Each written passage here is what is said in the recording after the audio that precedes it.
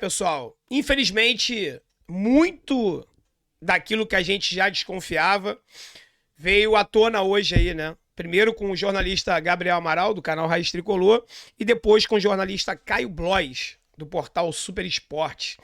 Ambos revelaram bastidores, tá? Gabriel tem as suas fontes, né? Não sei se é um, dois, tem as suas fontes. Já o Caio Blois falou que ouviu 16 pessoas para poder publicar aquilo que ele publicou aí hoje, falando sobre os bastidores, principalmente envolvendo o Marcelo, departamento médico, Fernando Diniz, comissão permanente, e é tanta coisa que esse vídeo aqui deve ficar um pouquinho mais longo, mas eu separei alguns tópicos aqui para poder falar para vocês, tá?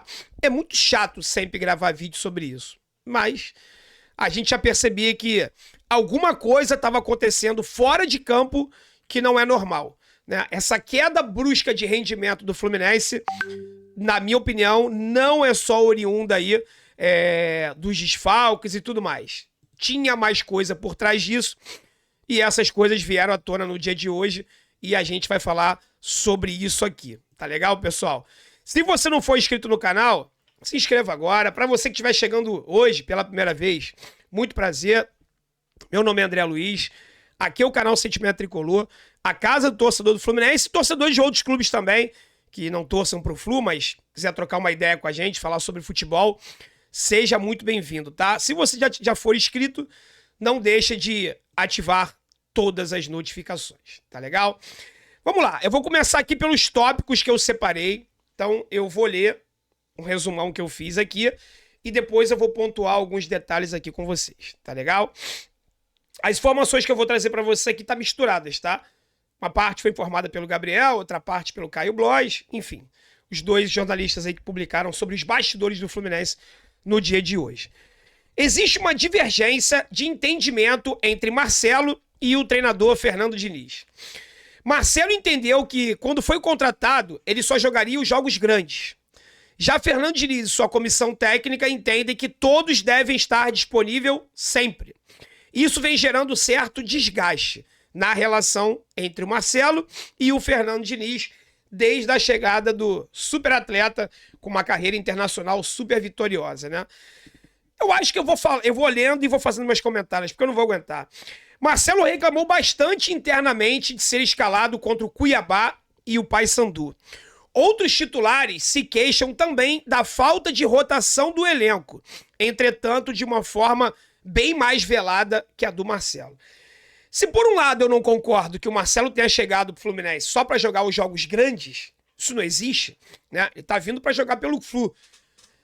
Mas, por outro lado, também é compreensível que o Marcelo, já na reta final da carreira, tendo jogado e treinado nos últimos 5 anos muito menos do que se treina e se joga no futebol brasileiro, é normal que ele esperasse que não fosse jogar todos os jogos como todos os jogadores, né?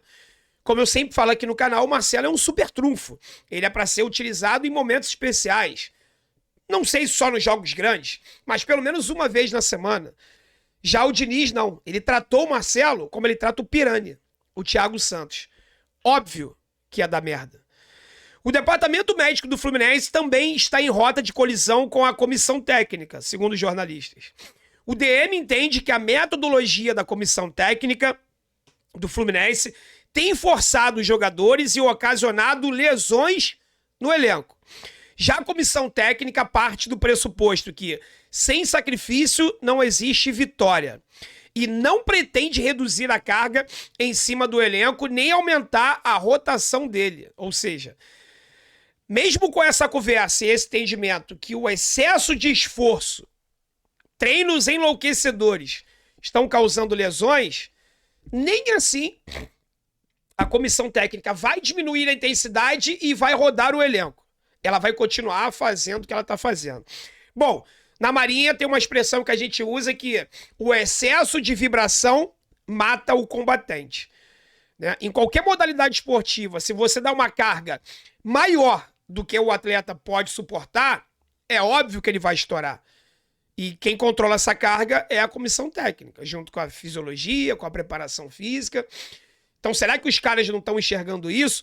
Claro que o sacrifício é válido, claro que dar 120% é válido, mas se estão vendo que o tiro está sendo pela culatra, eles vão continuar fazendo? Será que é o Diniz se perdendo mais uma vez na carreira? Fica aqui uma pergunta. Marcelo reclamou internamente do departamento de fisioterapia do clube, mais precisamente do filé. Isso foi recebido de forma péssima pelos atletas, que ficaram do lado do filé, ao invés de ficar do lado do Marcelo. Nilton Petroni pensa em sair do clube no final da temporada, e alguns jogadores têm cada vez mais isolado o Marcelo devido a essa situação. Essa fala aqui, ela foi feita pelo Gabriel, tá? Já o Caio Blois, ele informou que o Marcelo, desde quando ele chegou ao clube, ele levou um fisioterapeuta particular que veio da Espanha junto com ele, tá? Que o Marcelo chega todos os dias no CT com um fisioterapeuta particular e um segurança. E que esse fisioterapeuta particular estaria causando alguns ruídos, alguns ciúmes nos integrantes lá da comissão de... Comissão técnica, não. Nos fisioterapeutas do Fluminense, tá? Os jogadores mais experientes do elenco veem Marcelo como um popstar, que ele é, né? E se afastaram dele. Já os garotos da base continuam vendo Marcelo com grande admiração. Cara, não consigo entender e entrar na minha cabeça isso, que os jogadores do Fluminense enxergam o Marcelo como popstar e se afasta dele. Que sentido faz isso? Ou eles não sabiam o tamanho do Marcelo antes dele chegar ao Fluminense, né?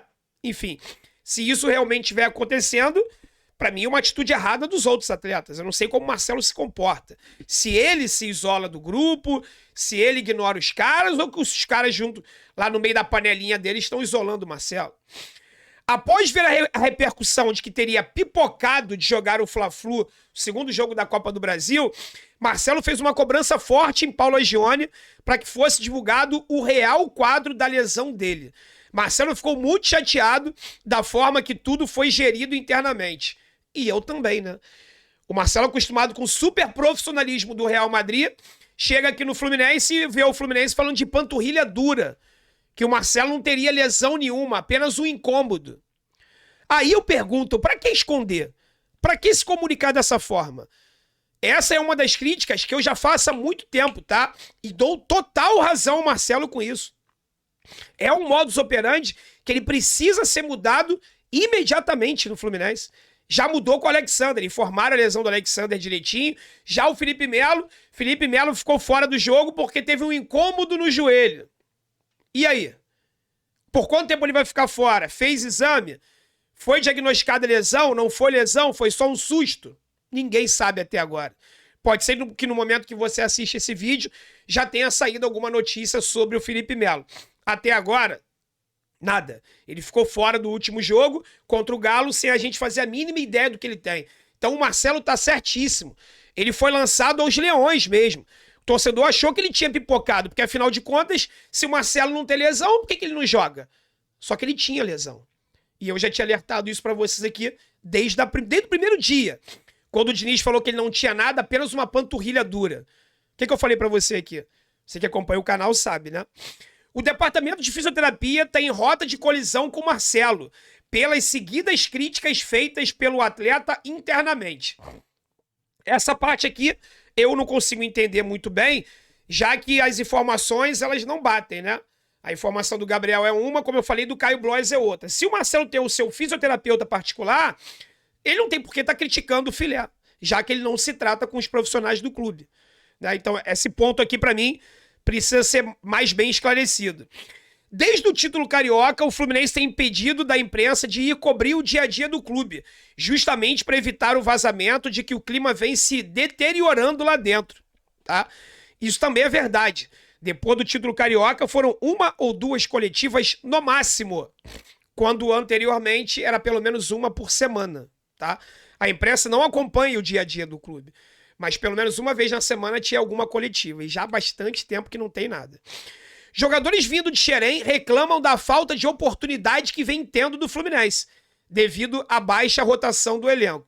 E aí eu complemento, hoje saiu uma matéria no GE que o Esquerdinha e o Jefté estão vendo jogadores sendo improvisados na esquerda, Diogo Barbosa chegando, e ambos não tiveram oportunidade. Ou melhor, o Esquerdinha teve, né? Lá na altitude, tá? Alguns jogadores mais experientes colocam na conta dessa falta de rotação do elenco a lesão do Nino contra o Goiás, ocasionando ele ter perdido uma convocação para a seleção. O entendimento é que o Nino deveria ter sido poupado do jogo, tá? Se isso realmente aconteceu, é um erro dos jogadores, que normalmente são mimados, né? Por que o Nino tem que ser poupado antes do jogo, antes da apresentação dele à seleção brasileira? Não faz sentido nenhum.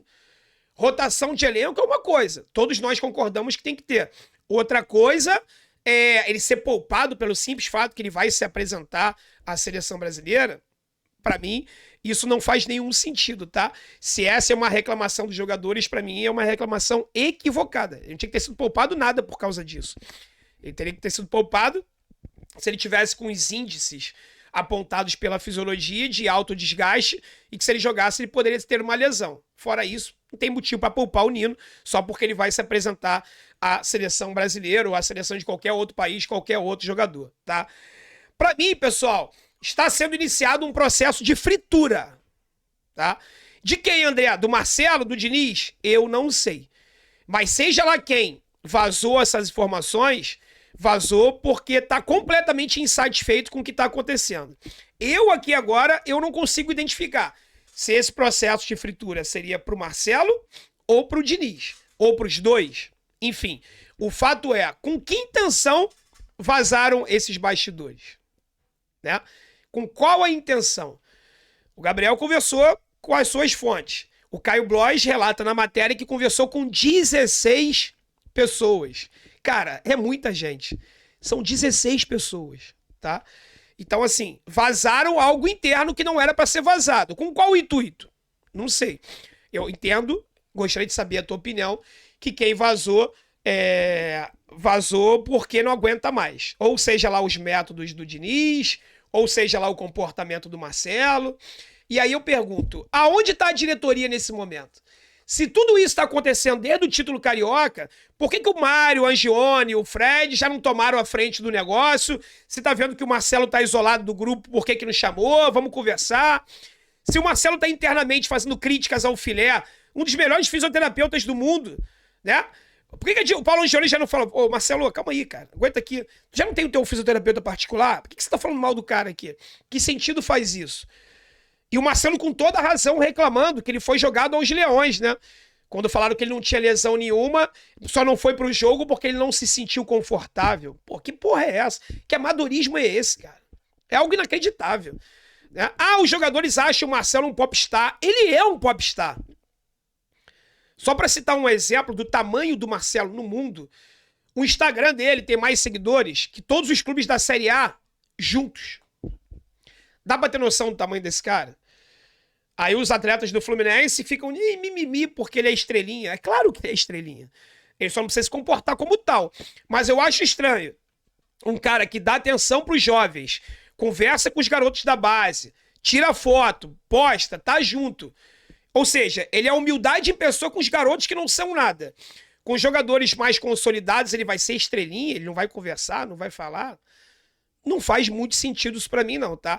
Que o Marcelo é popstar e tem um comportamento diferente, é óbvio. O Fluminense, quando contratou ele, já sabia o que estava trazendo junto. Né? Com todo respeito, ele não estava trazendo o Diogo Barbosa, ele estava trazendo o Marcelo Tio Elvio, pô. Já sabia que isso teria um preço. E esse elenco do Fluminense é muito unido, é a família Fluminense, né? Se comportar dessa forma, enfim. Acho, no mínimo, um erro desses caras, caso isso aí proceda mesmo, tá?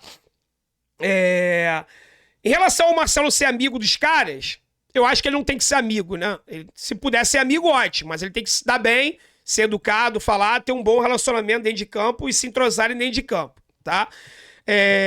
As possíveis reclamações da falta de rotação do elenco, os jogadores têm toda a razão sobre isso. A falta de capacidade do Diniz em administrar elenco é notório, sempre foi assim.